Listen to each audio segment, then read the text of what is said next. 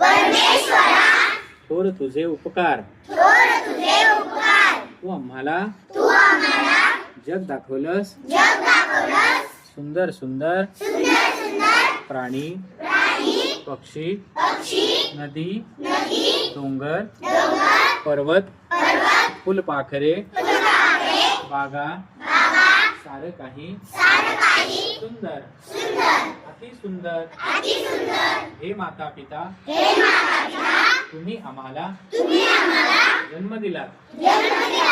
आम्ही तुमचे आम्ही तुमचे ऋणी आहोत.